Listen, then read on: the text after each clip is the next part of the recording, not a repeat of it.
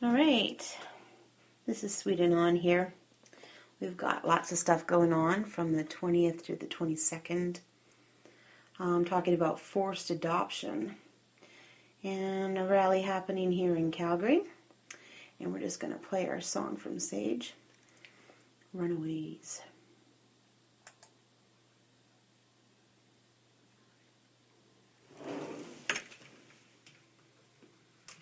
Is everything you make of it. Take advantage of our exceptional offers. Yes, we don't want commercials.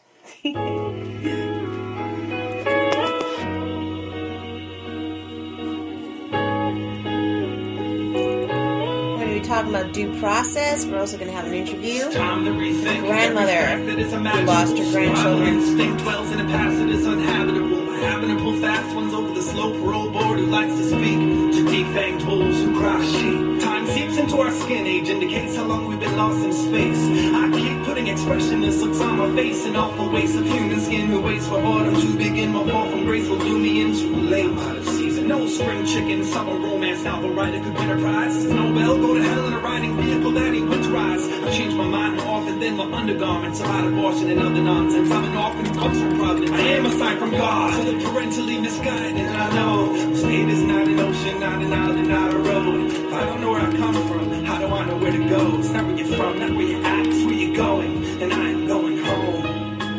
And I know state is not an ocean, not an island, not a road. If I don't know where I come from, how do I know where to go? It's not where you're from, not where you're at, it's where you're going. And I am going home to where? The land of the lost souls. Feeling a loneliness that really only exists in abandoned foster homes. How many images of missing kids can be fit onto a milk carton frame that's starting to look the same? Starting to say his name and claim privileges as if they found him. The strangest little kids surrounding the circle of false friendship rings of firearms are connected at the elbow because they're tired moms unexpectedly let go. The Velcro-like component that keeps their unit cohesive, it's the music, so we give reasons to get sober. Life experiences to hum to. These kids play Red Rover, look for weaknesses to run through. With reckless abandon, they stand and refuse to go down. Pinballs and their machine bounce between abusive homes now. If it's fight or flight, they'll just choose to throw down. Ain't nothing like beating a dead horse, riding it through a ghost town. A move with no sound. Used to think I was invisible, till they stopped me mid-stride and said, I think I seen a picture of you. Picture that. I said, nah, I just got one of them faces placed next to an expiration date that changes. I kinda look familiar. The name is on the tip of your tongue. The lost look on my face makes you play dumb. Say something colloquial. I need to get my bearings and a feel for where I'm at. But you ain't hearing that, they shall freeze. I'm a tourist trapped by townies who put bounties on me in all surrounding counties. Before I pass, I hear them shout, someone help us out, please. We're all alone in the foster home, killing ourselves with the house keys. Not every broken home can come equipped with a fix-it man, and it's a smelly mess once the shit hits the fan. Kids just stand in their circle jerks with their dicks in the sand, saying fuck the world. They ain't got no girl, but who do they think I am? Think again, I'm not that quick to plan ahead of time. I'm 2 steps behind the schedule, they pretend to have read my mind. I think they just misread the lines in the palm of my hand, cause they're random scars caused from slapboxing with landlords. I ran with the dogs till I realized they were all mutts turned bitch once the dog catcher caught up. Forced into trucks, boarded up, put to sleep in the pound. Being an orphan sucks, but I'm through with sneaking around. I see my frown posted up on some lights and telephone poles. From what they show, it seems like I never grow old. From what they show, it seems like I never go home. And that doesn't seem right, cause they won't let me grow. This is where some go to avoid the sun rays and the noise of subways. Emerging introverted, unemployed and unshaved. I feel rewarded or from a finder's fee that I know no one will pay. This is where some go to avoid the sun rays and the noise of subways. Emerging introverted, unemployed and unshaved. I've got multiple personalities and my inner children are runaways. And I know state is not an ocean, not an island, not a road. Come from, how do I know where to go? It's not where you're from, not where you're at, it's where you're going. And I am going home to the land of the lost souls, feeling a loneliness that really only exists in abandoned foster homes. I feel rewarded or from a finder's fee that I know no one will pay. I've got multiple personalities and my inner children are runaways. Rewarded or from a finder's fee that I know no one will pay. I've got multiple personalities and my inner children are runaways. Rewarded or from a finder's fee that I know no one will pay. I've got multiple personalities and my inner children are runaways. All right. We're going to be at Marble Mall in Calgary tomorrow on the 21st of November at 12 o'clock. We're looking to inform the public about what's happening in children's services and foster homes, statistics, and really pushing towards due process. So today I'm at Mary's house, so you may hear some random background noises of a house talking, cuckoo clocks, whatever else. But we're really wanting to get the Alberta Youth Talk Radio out because unfortunately sometimes parents are stigmatized, where people may think, well, that parent probably deserved to lose their children, and so that's what they get. That's a reality for them. But I wanted to focus on getting youth who are in care or who have been in custody of the Alberta government to come forward to let people know what it's really like, what they're feeling when they lose their families, their culture, a lot of their freedom, when they're over-medicated, or when they feel just lost in the system where people are paid to take care of them rather than that they're loved. And I'm not saying that all foster homes and group homes and people who decide to look after kids don't love and care about the kids. In some cases, definitely there's a lot of love and caring for these kids. But also, we're talking about a system where lots of times foster home parents or group home staff will absolutely disagree with the caseworker or the social worker or the team leader. Why? Because they've gotten to know the child. They know the child. They know, what works and what doesn't work. And they may want to really, push for something that's in that child's best interest. And yes, there are social workers and caseworkers that do care, but for the most part, at least with our experience here in Alberta, there's a lot of professionals that are more interested in covering up, or they're overwhelmed with so many cases and so much paperwork that they're not really focusing on the child or the family. So we got a little new, it's sort of like a little card. Right now it's on paper. I'm hoping to get it on little cards talking about Alberta Youth Radio. It says, giving a voice to those in Alberta whom government, child welfare and protection, civil servants have arrested and incarcerated, who are in government custody, those who live in group homes, those who live among strangers, who feel unloved, unaccepted, unapproved, those kids who feel nobody cares and nobody hears their concerns. Their hurt is falling on deaf ears. To you, we give a voice through music, stories, anonymous advocacy. Try us. You might like us. And so, by law, we may not be able to name some of these kids, but we can get their stories out. If they don't want to talk about what's going on, they can give us their poetry, they can share their music, podcasts, anything that can, to give them a voice and let them feel heard. We want, kids and others to try to take, the avenues first, going to the right people when asking for help. Going to your caseworker and your team leader and talking to your foster parent and getting a hold of your child advocate.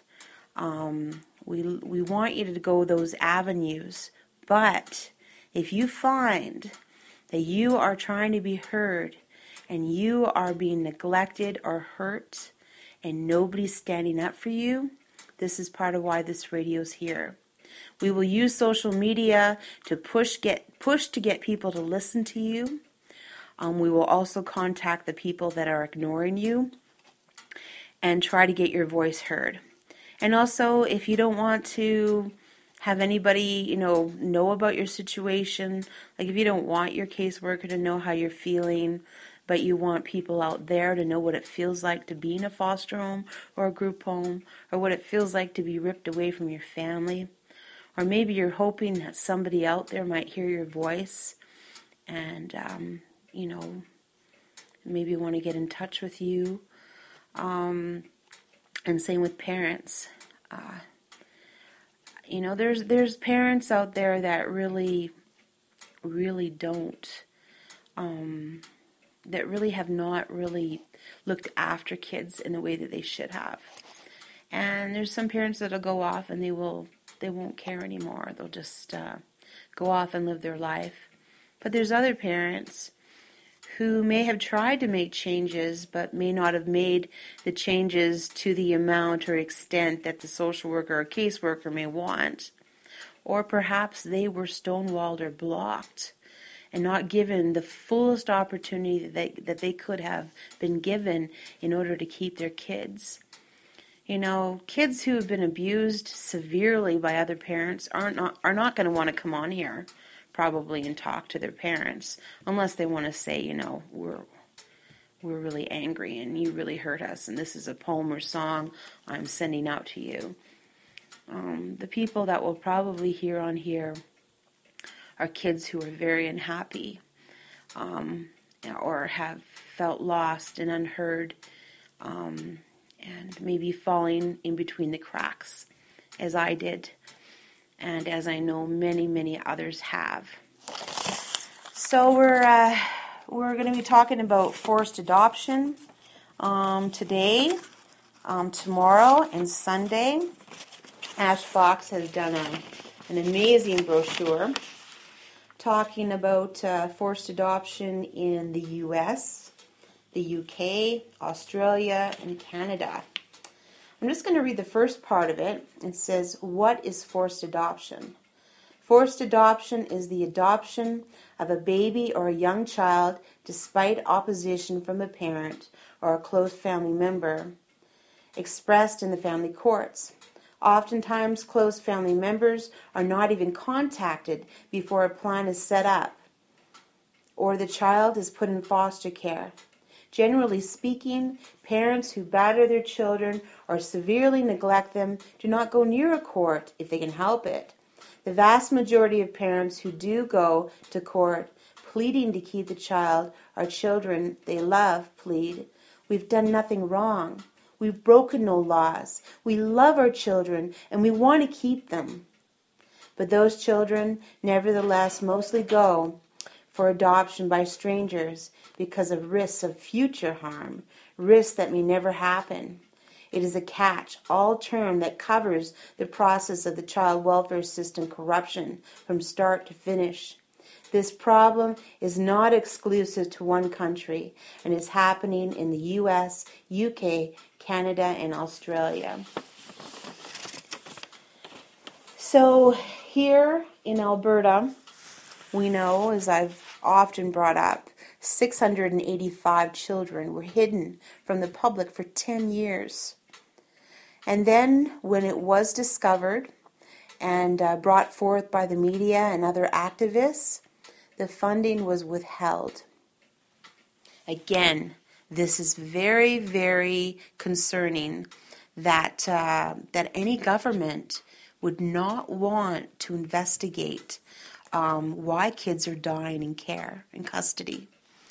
And so this is what I really want to focus on. I want to focus on due process. What happens between point A and point, Z?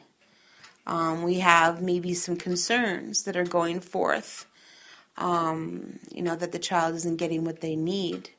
And then we go all the way to the far extreme where that child is either severely abused, raped, or dead. And so what happens in between those?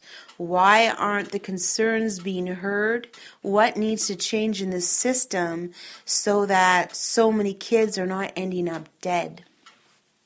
Well, as a mother of a child who is in the foster care system, and who has been under the FSCD system legislation, I can tell you that the people that I have worked with mostly, and I will let you know that there are some very good people that I have worked with, but the ones that I have put up the most resistance to are the ones that have tried to hide things that that they weren't doing properly with my child, trying to protect the foster parents or group home staff whose liability is quite high.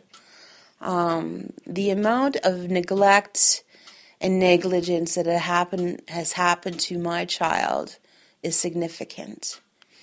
And I did go to all the right people, and they weren't listening. So I did turn to Anonymous. I turned to Anonymous after trying everything else. And, I am criticized somewhat for speaking up so loud. But I can tell you, with working with Anonymous and other activists, and making a really loud cry that we needed the investigation of these children investigated by an independent party.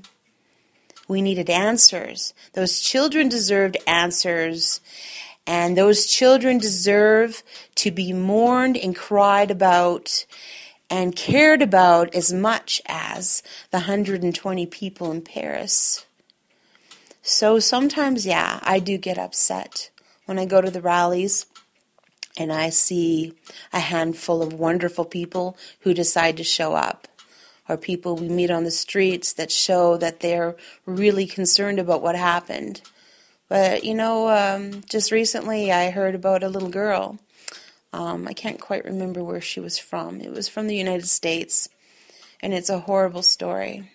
She was 7 years old and just got lost in the stadium, and within 25 minutes she was dead. She was murdered. Probably, this is an assumption, but probably by a pedophile. Somebody who had seen her and decided that, Anyway, we don't know the full story with that, but my point is in that one town, 500 people showed up with candles.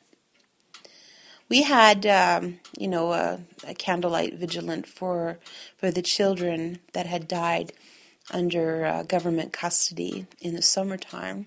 Velvet Martin had held that along with others who had lost their children or who were really wanting to see a change.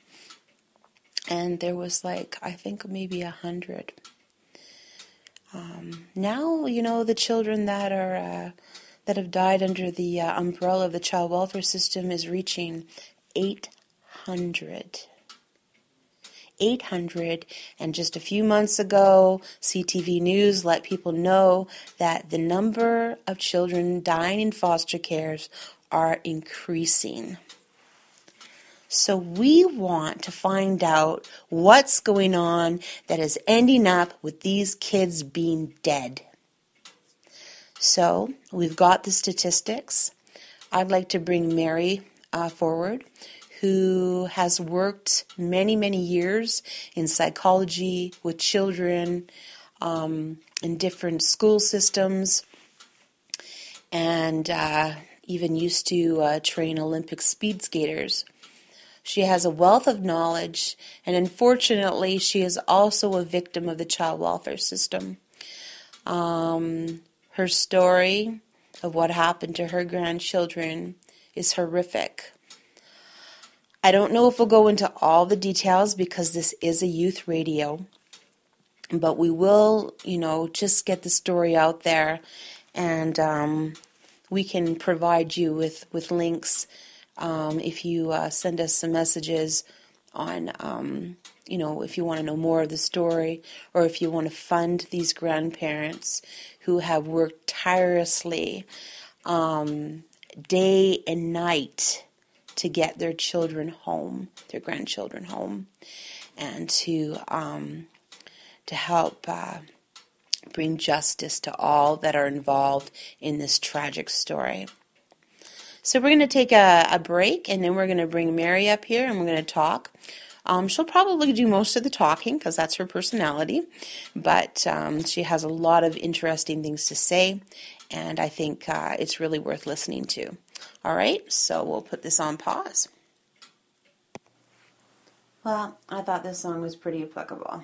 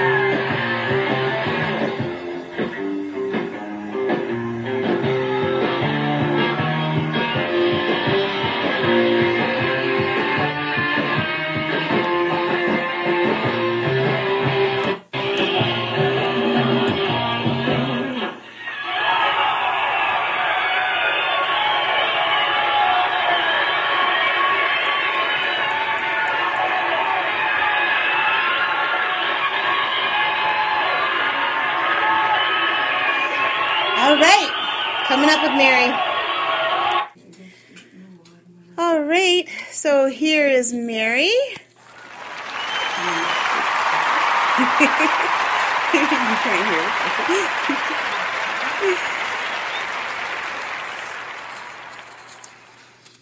So we're going to talk about statistics in Alberta. And just to give people a understanding of how well our government is taking care of the children that they take away. I think Mary put down on one of our brochures a very good quote.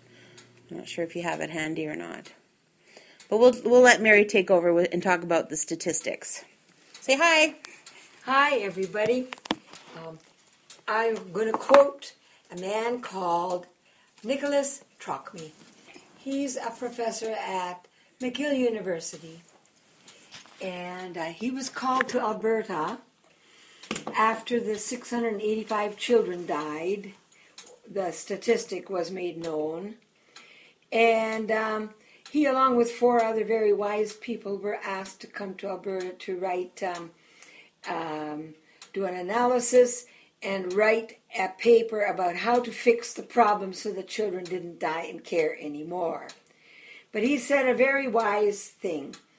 He wrote, "It strikes me as being problematic when the government takes over the role of being the family of origin and parenting children, and then the government is unable to answer taxpayers, the public, and the media with regard to how well these children are doing and how good of a job the government is doing parenting and raising children when they remove children from their homes."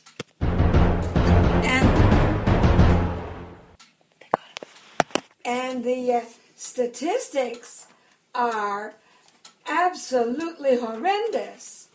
For instance, children who have been arrested by child welfare and protection civil servants and incarcerated into government custody are 7 to 8 more times more likely to be abused while they are in government care.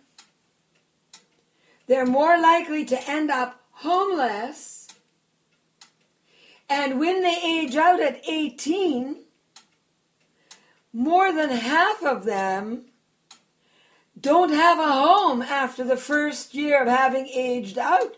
They are no place. They're 7 times more likely to develop eating disorders than normal children who are growing up in their homes. They are 12 times more likely to be given psychotropic drugs and medication than other low-income children who are still living with their families are. They're 28 times more likely to be sexually abused while they are in the care of government custodians. And they're more likely to have post-traumatic stress disorder than veterans of war are going to have. In fact, they'll have disorders that will require mental health services for the rest of their life when they age out of having been raised in government care. They're less likely to recover from this PTSD. They're more likely to become pregnant as a female teenager while still in government custody. They're 20% more likely to be arrested than other normal children growing up in their parents' home or with a family of origin. They're 6 times more likely to die than if they had stayed in a household or a home where they were being abused. They're 5 times more likely to try and kill themselves, attempt suicide, than other children growing up in normal homes. And 1 out of every 10 of those children who are growing up in government homes when they age out are never again going to have a home that they can call their own. And 60% of the youth growing up in government custody are involved in prostitution or trafficking. And at the end of it all, when the government does a statistical review, 70% of the children that they arrested and incarcerated and put into government custody, it is later discovered to have been a wrongful action taken by them. That's a horrible statistic. It is, absolutely. Yeah. So why do you think these statistics are so high in foster care? Because children above everything else that is needed need to be loved, accepted, and approved of. And if the government custodian is doing it just for money, to get an income going, to pay for their homes or for their things, that the new cars they want to drive, or the pretty dresses the female wants to wear, or the things that are needed to show that we are making it. If people are doing it just for money, children then are being physically warehoused. They are fed, they have some kind of clothing, and there is some sort of shelter. But that's all the government custodian can do. And the social worker who took you out of the family of origin home most likely never comes back to see you again. Yes. I have talked to people who have been raised in government care who said, I never saw any social workers at all. Nobody ever came to see how I was doing. Nobody cared. So if children who need love and acceptance and approval are not getting it, their behavior is going to start to reflect that. There's going to be acting out behavior. Those are really nice words, acting out. And everybody sort of wonders, what on earth does acting out behavior mean? Acting out behavior is a habits formed behavior. You get nervous, you twirl your hair. You get nervous, you pull your ear. You get nervous, you scratch your head. You get nervous, you pick on your skin. You get nervous, that's acting out behavior. Or busting your toys, or punching people out. Yeah, I once knew a little boy who about once every hour in school kicked over his desk with his foot. Just kicked it right over. And the teacher wanted to know what was his problem. And I said, well, he could be trying to tell you that he can't do the work that you've just given him to do. So somebody's listening to what you're talking about and hearing all these statistics. They're going to say, well, what can I do about that? You know, this is other people's kids. It's not my problem. Well, if you are a kid being raised in child welfare and protection government custody, not with your parents, can't see your parents, if you're a kid like that, what you can do is hear the statistic and make a decision to either be one of them, the statistics, or you're going to fight that statistic. You can make that choice. That choice is yours. And what about the adults? The adults that are the adults who are hearing this and who have never been involved with child welfare and protection, wise up. This is going on under your nose. 30,000 children, 30,000 complaints in Alberta are investigated every year.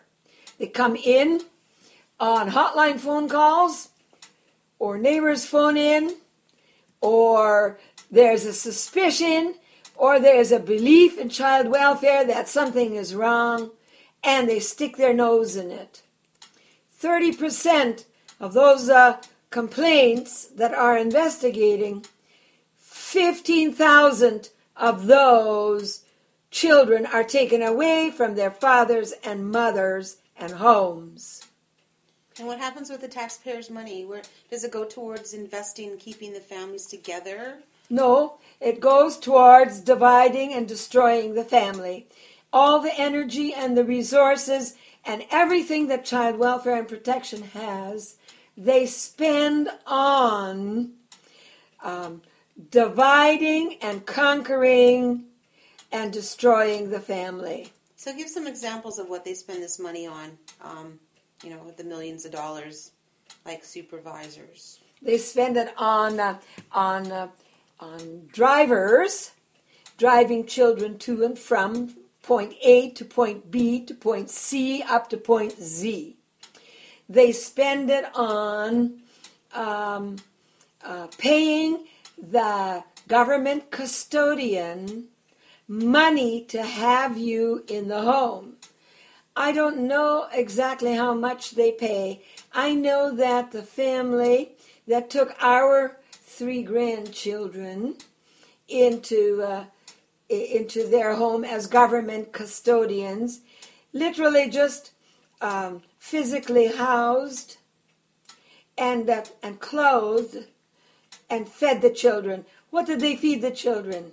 A lot of wieners, and often raw wieners, and we don't know what kind of wieners they were, whether they were good meat or not. We don't know that.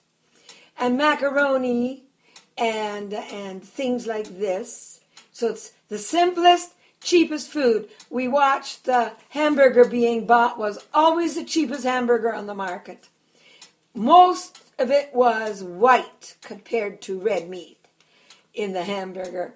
So the money is spent as sparingly as possible, but they had foster children that brought them roughly $60,000 per annum. And what if there's special needs?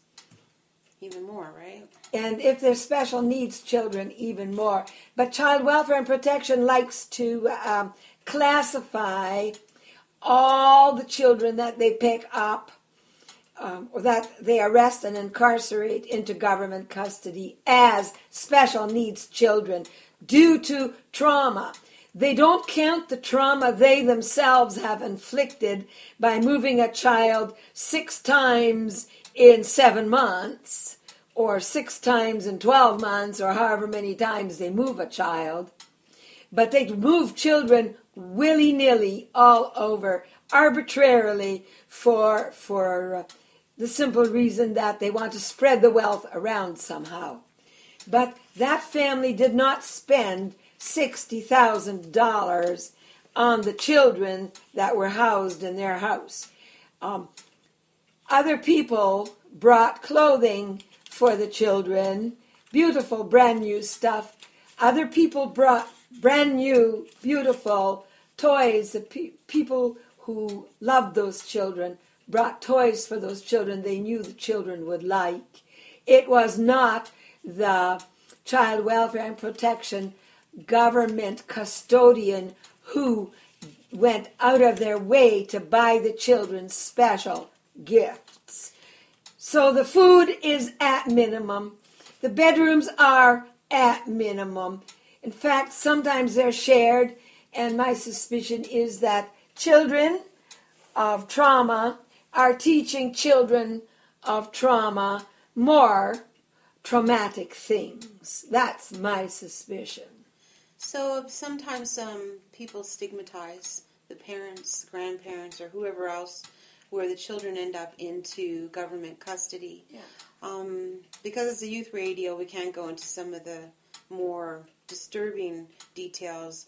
But we can have another interview that's a lot more longer that maybe can be geared more towards the adults. But in a nutshell, what was your experience on how you became involved? Well,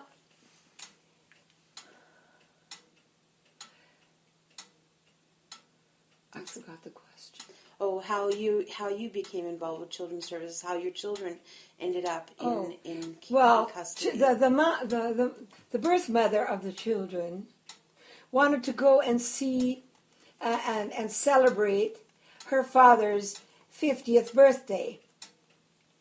And there was no way she was going to get there because he had sexually molested the birth mother through all the years of her childhood. The first record was before 2 years of age into child protection services for the family with this child, the birth mother of the children. And she wanted to celebrate that birthday party, didn't know how to get there, and decided she would run away to a shelter, and then she would get money for the bus ticket home with the children. But you were the primary caregivers. We were the primary caregivers, but she was taking the children. So then we phoned Child Welfare and Protection and told them that if the mother takes the children with her, they are at risk for being sexually molested because the birth mother's father is a sexual predator. And Child Welfare and Protection ignored the at-risk warning and allowed the mother to take the children with her. And we finally got an ex parte order. After how many days? After 10 days, we got an ex parte order that we could fax to the police in the area to which she had run, and then we could go and pick the children up. And then when the children came back, they began to tell us what had happened, who had hurt them, who had touched them, all sorts of scary, hairy things that had happened to them. And we started documenting them, and we started recording everything, and we watched what the children played, and then we wrote it down, and the children told us what had happened. And then when I'd had about 2 months of that, then we sent it off to the director of Child Welfare and Protection for the area in which we live. And you'd also taken them to the hospital too, hadn't you? Yes, the first thing we did when we got off the highway from bringing them back from where they had been was take them to see a doctor. Before we even brought them home, we took them to see the doctor, and he did an external exam and said there is stuff, there is epithelial cells, there is hair, and there is things all around the private parts of the children. The children are hungry. They've not been fed. They've lost. They weigh a lot less than they did when the last record of their weights was recorded, and they've been hurt.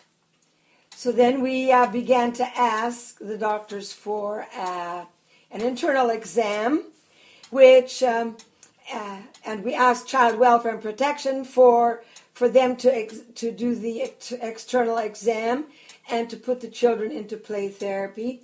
And they told us in your dreams that would happen. They would not do it. What happened to the biological evidence that was collected? Biological evidence from the first doctor off the road was sent to a lab and was examined, and the lab report was returned, and it had a listing of the findings. The second collection of biological evidence was carefully locked up in the hospital's secure lockers. And at the end of roughly 12 hours, the doctor had requested a sexual assault kit, and the police refused to give him the sexual assault kit. So he wrote on the discharge papers, "I don't understand why I didn't get the sexual assault kit." And then at around 4 a.m. in the morning, the nurse wrote onto the discharge papers, "We were instructed to take all the biological evidence we had so carefully collected out of the secure locker and take it to biohazard to be destroyed." And you have these papers, and we have all those documents, and it's all in writing from the hospital. And Child Welfare and Protection, we had sent the documents of our contemporaneous notes we kept on what the children had been showing us and telling us and playing out in front of us to them. And they got it on the end of March.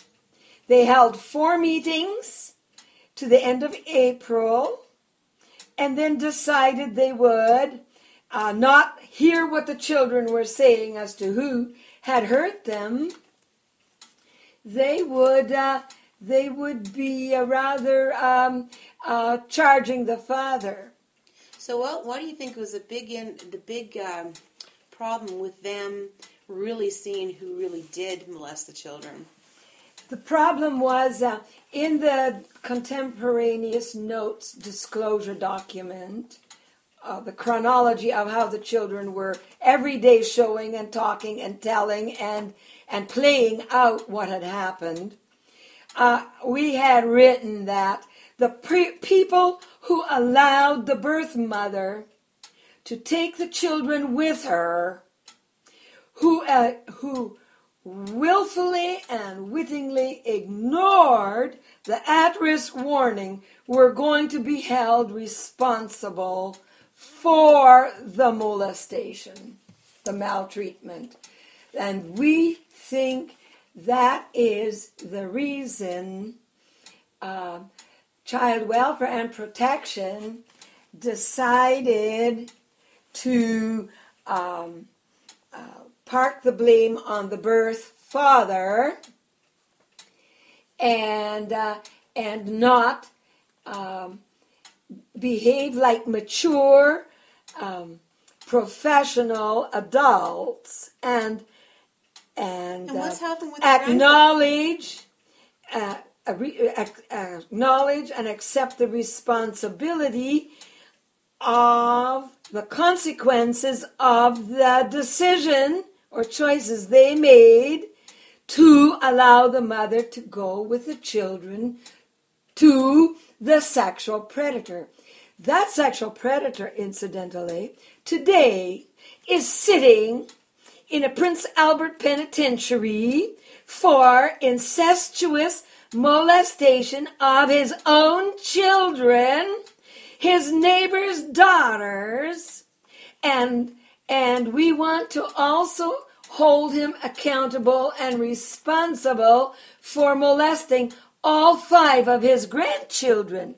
That's what we want from that to also be added to his sentence. So that's how we got involved. And Child Welfare made very sure. Sorry about that. That was a phone call. Keep going. They would tell us that they were more powerful than the police. They can do anything and everything. They have the police in their pocket. And they were very sure to tell us that what the judge says from the bench doesn't apply to Child Welfare and Protection civil servants. It only applies to the family whom they are persecuting or whom they are hurting at that point in time. And this particular office is quite popular at doing that to families, isn't it? Yes, they have a lot of families who have huge problems with this one office in the area.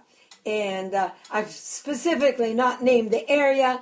I've specifically not named anything because it's not just happening for us here, wherever we are. It's happening all across Alberta in every little community. Internationally too. Yeah.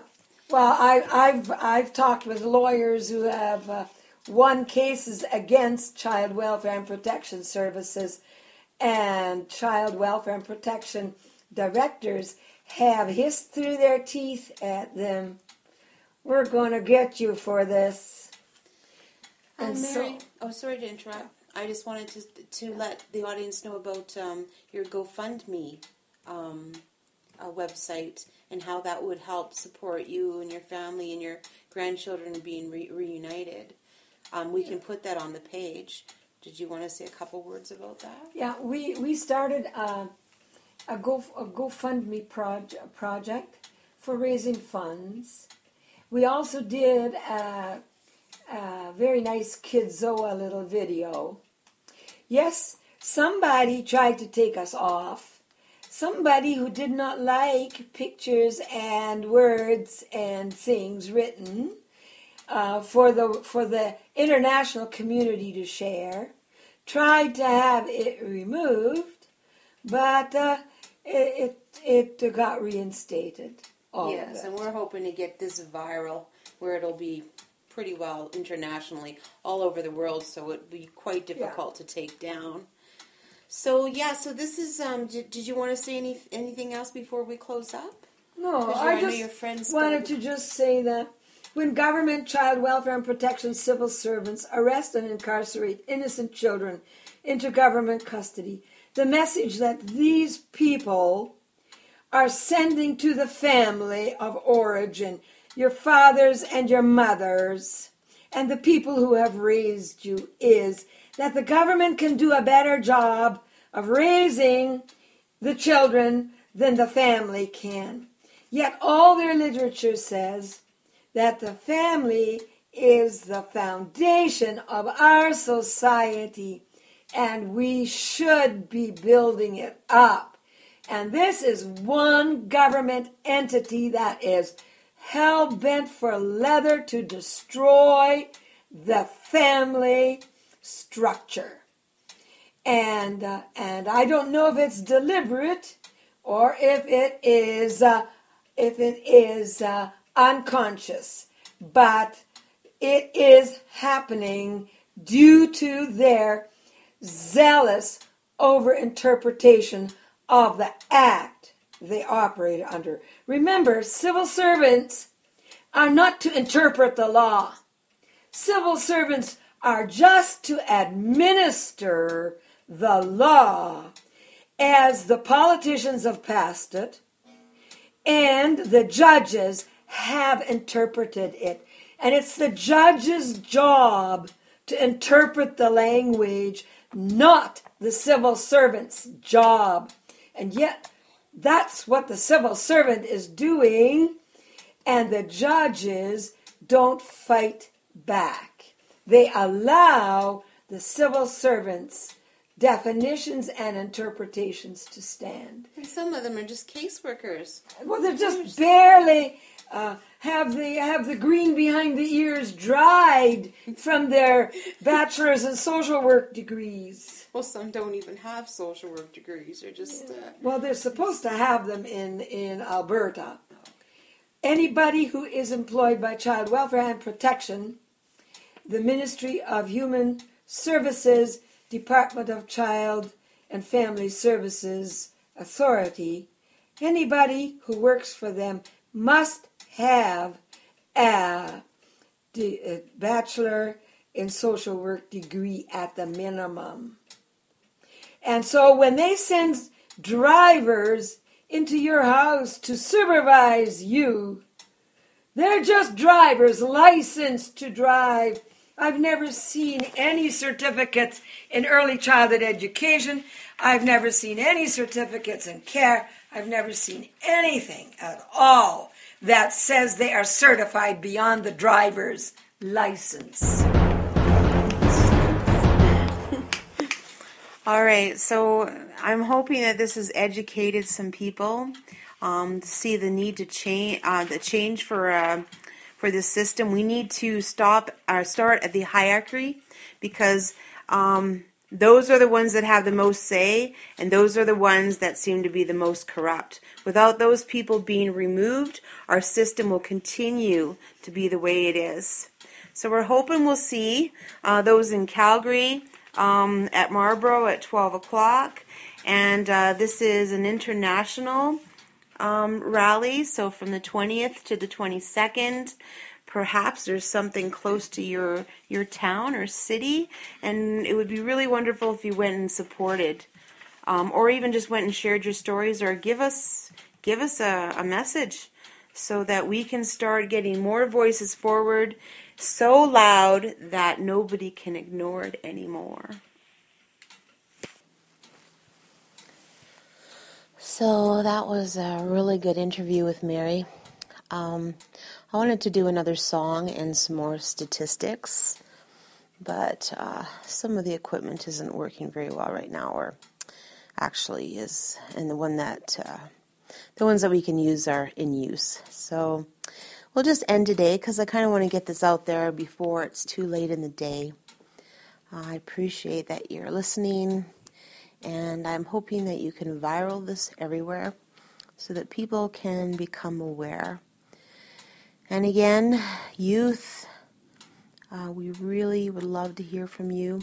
We want you to do some of these shows, podcasts, hear your thoughts, your voice, and just be a part of something big for change, so that we will not have other kids continually live in a system that just isn't working for them. Didn't work for me, isn't working for my kid, isn't working for other families. So anyway, thanks for tuning in, and I will talk to you again soon, hopefully very soon. Have an awesome night. Goodbye.